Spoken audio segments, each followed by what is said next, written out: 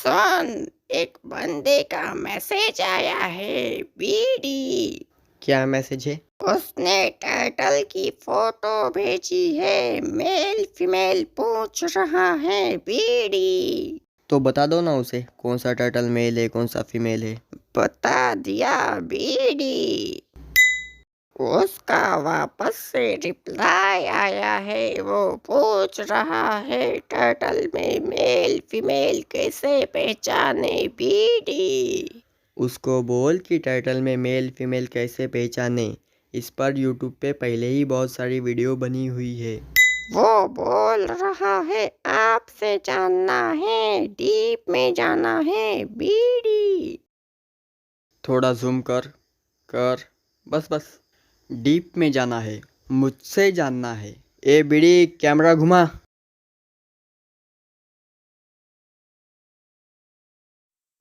तो मेरे पास है कुछ बड़े टर्टल्स, कुछ छोटे टर्टल्स और कुछ बेबी टर्टल्स। तो इन सब में मैं आपको मेल फीमेल कैसे पहचाने ये बताने वाला हूँ। तो वन बाय वन शुरू करते हैं। कलर के बारे में अगर मैं बात करूं तो मेल में मेल हार्मोन की वजह से मेलानिन की अमाउंट ज़्यादा होती है, जिससे मेल का कलर फीमेल के मुकाबले हल्का सा डार्क होता है। तो यही चीज़ हम पहले बड़े, अडल्ट या फिर मैच्योर टर्टल में देखेंगे। तो आप देख सकते हो कि मेल का कलर फीमेल के मुकाबले कितना डार्क है। मतलब आप देख सकते हो कि मेल की शेल का कलर ब्लैकिश है तो वही फीमेल के शेल का कलर ब्राउन है। अगर आप नीचे से भी देखोगे तो मेल के ऊपर फीमेल के मुकाबले ज़्यादा ब्लैक कलर के धब्बे दिखेंगे। उसके साथ ही फीमेल के स्किन का कलर पैरोट ग्रीन है तो वही मेल के स्किन का कलर डार्क ग्रीन है। उसके साथ ही रेडियर स्लाइडर टर्टल में सिर के ऊपर जो दो लाल कलर के पट्टे होते हैं आपको उनमें भी कलर डिफरेंस दिखेगा। मतलब मेल में डार्क रेड कलर दिखेगा और फीमेल में लाइट रेड कलर दिखेगा। तो अब बारी है छोटे टर्टल्स की। तो ये उतना ज़्यादा मैच्योर तो है नहीं, तो इसकी वजह से इनके अंदर मेल हार्मोन भी कम होगा एंड मेलेनिन भी, तो हमें उतना ज़्यादा कलर डिफरेंस नहीं दिखेगा। फिर भी आप देख सकते हो कि इस एज में भी मेल फीमेल में हल्का सा कलर डिफरेंस दिख रहा है, फिर चाहे वो ऊपर से हो या नीचे से। मतलब समझे मियाँ, जैसे जैसे उम्र बढ़ती है वैसे वैसे कलर का डिफरेंस ज़्यादा मिलता है एंड जितनी उम्र कम हो उतना कलर डिफरेंस कम मिलता है। तो इस हिसाब से बेबी टर्टल में कलर का डिफरेंस तो भूल ही जाओ, क्योंकि बेबी टर्टल में सबका कलर सेम ही होता है। रेडियर स्लाइडर टर्टल के स्किन के ऊपर ग्रीन, वाइट और ब्लैक कलर के पट्टे होते हैं। फीमेल के ऊपर वाइट कलर के पट्टे मोटे होते हैं तो वही मेल के ऊपर ब्लैक कलर के पट्टे मोटे होते हैं। उसी के साथ टर्टल के शेल के ऊपर कुछ पैटर्न होते हैं, जो मेल में डार्क होते हैं तो फीमेल में फेंट होते हैं। टर्टल के साइड से और नीचे से ब्लैक कलर के डॉट्स होते हैं, जो मेल में बड़े या फिर ज़्यादा होते हैं तो फीमेल में छोटे या फिर कम होते हैं। तो आप अडल्ट टर्टल में देख ही सकते हो कि female is always big than male turtle. मतलब फीमेल का साइज़ मेल के मुकाबले ज़्यादा होता है। सिंपल। एक मिनट, अगर फीमेल का साइज़ मेल के मुकाबले ज़्यादा होगा तो फीमेल की ग्रोथ स्पीड भी मेल के मुकाबले ज़्यादा होगी। तो लेट्स सी इन छोटे टर्टल्स। OMG! और दोनों का साइज़ तो सेम है, ऐसा क्यों? रेडियर स्लाइडर टर्टल में मेल अपने उम्र के 2 से 3 साल बाद मैच्योर हो जाता है तो वही फीमेल 4.5 से 6 साल बाद मैच्योर हो जाती है। मतलब समझे, दोनों के मैच्योरेशन में 2.5 से 3 साल का गैप है। मैच्योरेशन के बाद में टर्टल की ग्रोथ स्लो होती है। तो समझो, मेल अपने उम्र के 3 या फिर 4 साल तक नॉर्मली बढ़ेगा, उसके बाद में उसकी ग्रोथ स्लो होगी। वही फीमेल अपने उम्र के 6 साल तक नॉर्मली बढ़ेगी, उसके बाद में उसकी ग्रोथ स्लो होगी। मतलब फीमेल मेल से 2 से 3 साल ज़्यादा अच्छे से या फिर स्पीड से ग्रोथ करती है। तो इसी वजह से अडल्ट एज में फीमेल की साइज़ मेल के मुकाबले ज़्यादा होती है। बेबी टर्टल्स, तो इनकी उम्र ही कुछ 3 से 4 महीने होगी, तो इन्होंने अंडे से बाहर निकल के ऐसी कोई खास ग्रोथ गेन नहीं की है।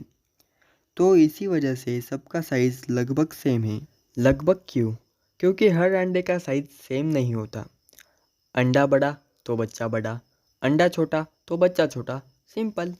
तो ये बेबी टर्टल में साइज़ का मेल फीमेल से कोई लेना देना नहीं होता है।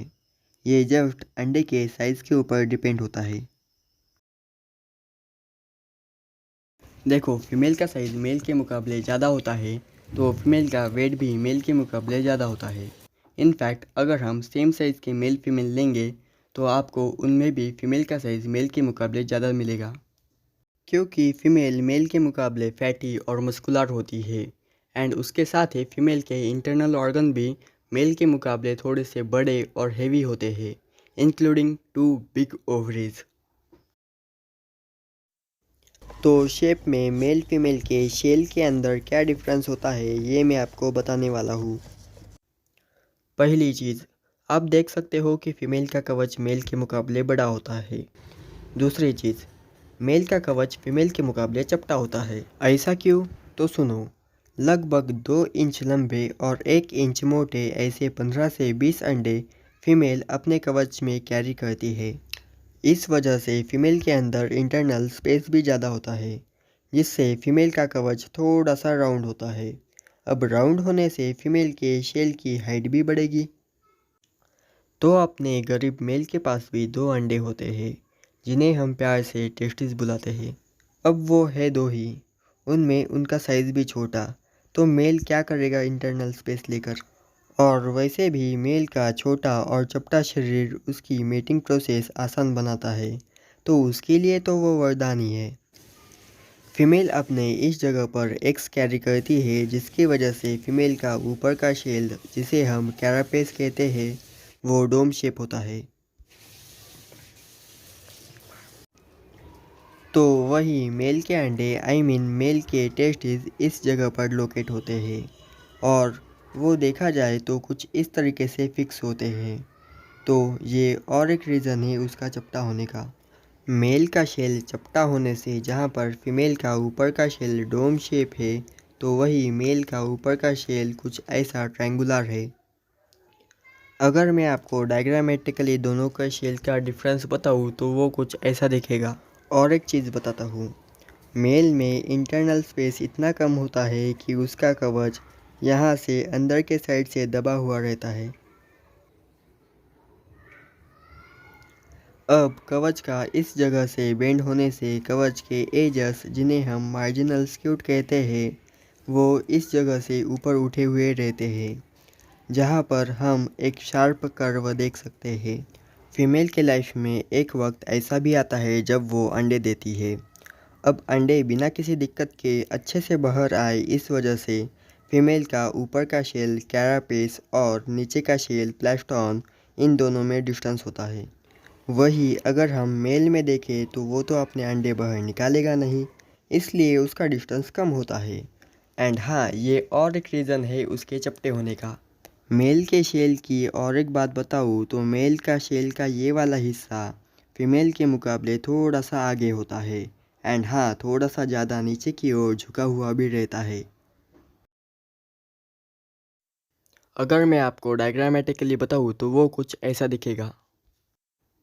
अब ये तो हो गया बड़े टर्टल का। अब यही सारी चीज़ें हम देखते हैं छोटे टर्टल्स में। आपको दिखने में दोनों का कवच सेम ही लग रहा होगा, पर असल में फीमेल का कवच हल्का सा बड़ा है, ज़्यादा नहीं, थोड़ा सा बस। वही दोनों के कवच की हाइट भी सेम है, मतलब यहाँ पर मेल का कवच चपटा और फीमेल का कवच राउंड या फिर हाई हाइट ऐसा कुछ भी नहीं है। अगर हम कैरापेस देखें तो वो भी दोनों का सेम ही है। ऐसा क्यों? तो सुनो। हमारा मेल मैच्योर हो गया है पर हमारी फीमेल अब तक मैच्योर नहीं हुई।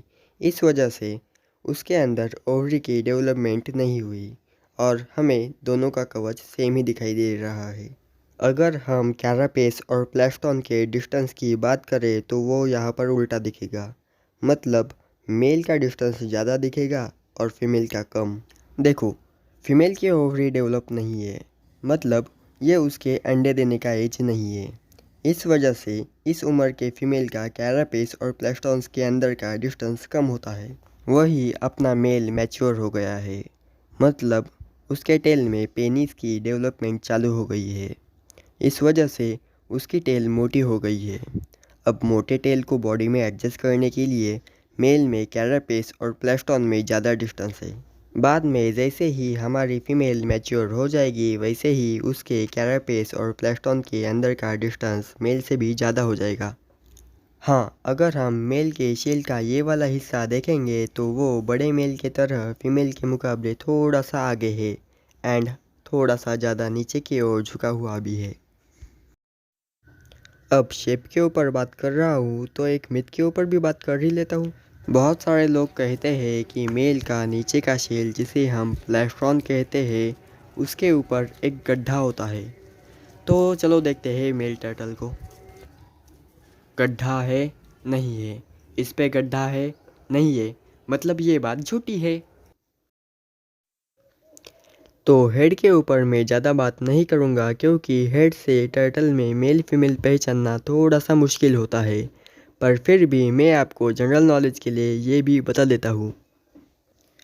तो सुनो फटाफट। मेल का नाक लंबा होता है, फीमेल का नाक छोटा होता है। फीमेल का चेहरा फैटी होता है, मेल का चेहरा फैटी नहीं होता है। फीमेल का स्कल मोटा होता है, मेल का स्कल दुबला पतला होता है। इसलिए दिखने में फीमेल का चेहरा बड़ा दिखता है, मेल का चेहरा छोटा दिखता है। अब छोटे टर्टल में दोनों का फेस सेम ही है, बस बड़े टर्टल जैसे इनमें भी मेल का नाक लंबा है और फीमेल का नाक छोटा है। मेल के हाथ फीमेल के मुकाबले लंबे और दुबले होते हैं, तो वही फीमेल के हाथ मेल के मुकाबले छोटे और मोटे होते हैं। अगर मैं पंजे के ऊपर बात करूँ तो मेल के पंजे ऐसे सादे सूधे मतलब सिंपल होते हैं, तो वही फीमेल के पंजे कुछ ऐसे होते हैं। पैर के बारे में बात करूँ तो यहाँ पर उल्टा होता है, मतलब यहाँ पर फीमेल के पैर लंबे और मोटे होते हैं, तो वही मेल के पैर छोटे होते हैं। पैर के पंजों में मेल के पंजे छोटे होते हैं, तो वही फीमेल के पंजे बड़े होते हैं। अगर मैं छोटे टर्टल की बात करूँ तो उनमें दोनों के भी हाथ पैर सेम ही है, मतलब उनमें ऐसा छोटा बड़ा दुबला पतला काला गोरा ऐसा कुछ भी नहीं है। दोनों के भी हाथ पैर डिट्टो सेम है। अब मैं आपको एक ऐसी चीज़ बताता हूँ जिससे आप टर्टल को देखकर तुरंत ही बोल दोगे कि हाँ ये टर्टल मेल है या फिर हाँ ये टर्टल फीमेल है, और वो चीज़ है नाखून। तो हम पहले देखने वाले हैं हाथों के नाखून। तो अपने मेल के हाथों के नाखून बहुत ज़्यादा लंबे लंबे होते हैं जो उसे फीमेल को पटाने में मदद करते हैं। हाँ, कुछ इस तरीके से ही मेल फीमेल को पटाता है।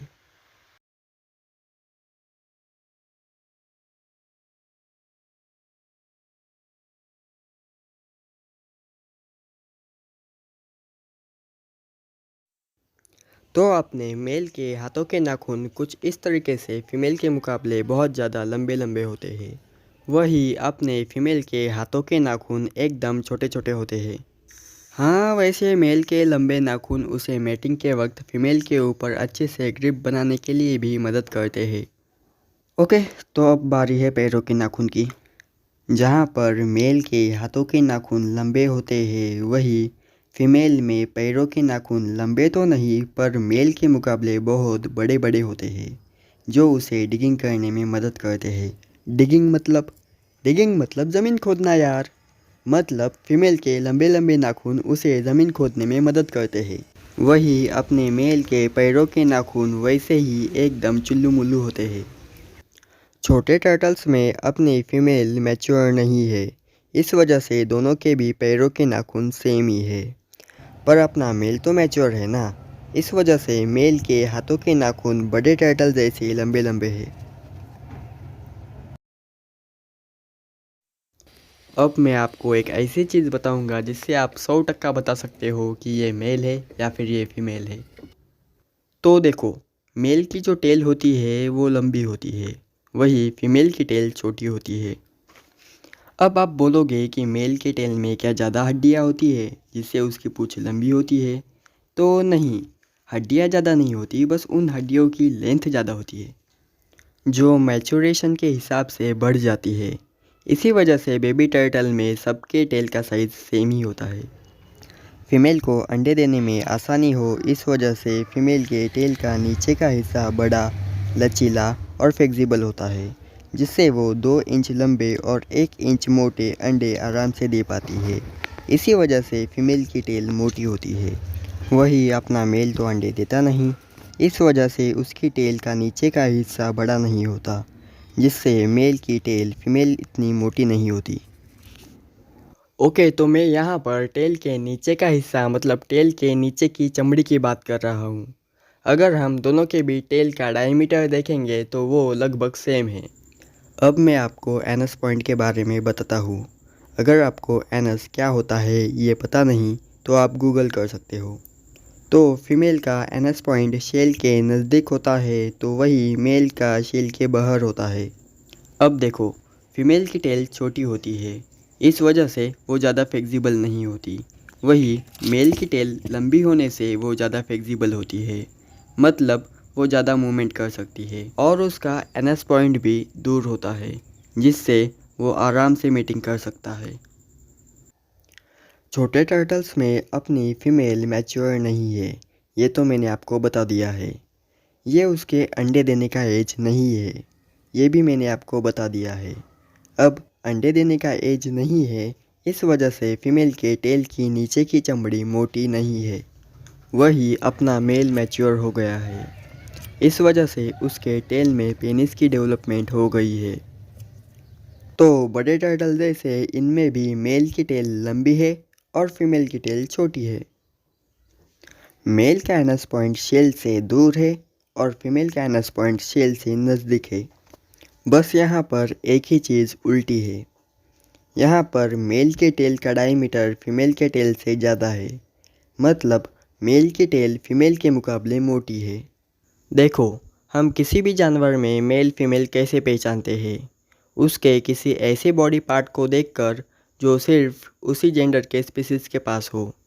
मतलब अगर वो मेल का बॉडी पार्ट है तो वो सिर्फ उसी स्पीसीज के मेल के पास हो, या फिर अगर वो फीमेल का बॉडी पार्ट है तो वो सिर्फ उसी स्पीसीज के फीमेल के पास हो। अगर वो बॉडी पार्ट सिर्फ मेल के पास है तो 100% वो बॉडी पार्ट मेल को उसके ज़िंदगी में किसी न किसी चीज़ के लिए हेल्प करता होगा। किसी भी एनिमल को उस बॉडी पार्ट की ज़रूरत मैचुरेशन के बाद में ही लगती है, इस वजह से वो सारे बॉडी पार्ट्स मैचुरेशन के बाद में ही डेवलप हो जाते हैं। अब हम मेल फीमेल में डिफरेंस उस बॉडी पार्ट को देखकर ही बताते हैं कि हाँ ये मेल है या फिर हाँ ये फीमेल है। अगर वो पार्ट डेवलप ना हो तो वो मेल है या फीमेल है ये बताना मुश्किल हो जाता है। इस वजह से बेबी टर्टल में या फिर किसी भी बेबी एनिमल में मैचुरेशन से पहले मेल है या फिर फीमेल है ये बताना 99.99% इम्पॉसिबल है। हाँ, कुछ एक्सेप्शंस छोड़ के। अब बहुत सारे लोग बेबी टर्टल में मन से ही मेल फीमेल बताकर लोगों को सेल करते हैं और लोगों को बेवकूफ़ बनाते हैं, तो आप इनसे से चक्कर में ना पड़े। एंड हाँ, बहुत सारे लोग मुझसे ये भी पूछते हैं कि टर्टल में मेल फीमेल पहचानने के लिए मिनिमम कितना एज रिक्वायर है। तो मैं उनके लिए बता दूँ, टर्टल में मेल फीमेल पहचानने के लिए मिनिमम 1.5 से 2 साल की रिक्वायरमेंट है। एक मिनट, बहुत सारे सेलर लोग एज भी गलत बताते हैं, इस वजह से मैं आपको साइज़ भी बता देता हूँ। टर्टल में मेल फीमेल पहचानने के लिए मिनिमम 4.5 से 6 इंच टर्टल का बड़ा होना ज़रूरी है। अगर इससे कम हुआ तो टर्टल में मेल फीमेल बताना मुश्किल ही नहीं, नामुमकिन है। तो मेरे ख्याल से मैंने आपको लगभग सारी इम्पोर्टेंट चीज़ें बता दी है। एंड वैसे भी वीडियो बहुत ज़्यादा लंबी हो रही है, इस वजह से मैं ज़्यादा डीप में नहीं गया। वैसे मैं और डीप में जा सकता हूँ, पर किसी और वीडियो में। बस जाने से पहले मैं आपको एक होमवर्क देना चाहता हूँ, जिसका जवाब मुझे नीचे कमेंट में चाहिए। सही जवाब को मैं पिन कर दूँगा एंड हाँ, मुझे भी मतलब पता चलेगा कि ये वीडियो कितने हद तक सही है। एंड हमारा क्वेश्चन ये है कि बताओ ये टर्टल मेल है या फीमेल है।